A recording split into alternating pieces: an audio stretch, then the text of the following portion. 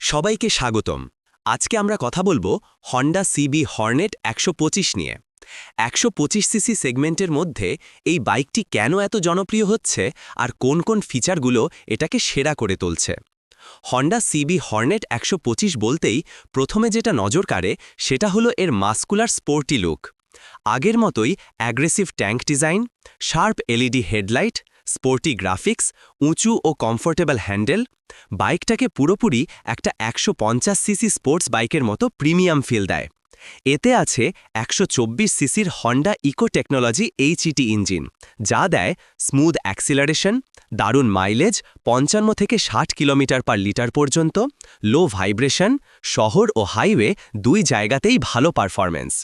Honda CB Hornet 125-এর seat হল প্রশস্ত ও সফট, লং রাইডে কমফোর্ট, ভালো সাসপেনশন, হালকা ও সহজে কন্ট্রোল করা যায়।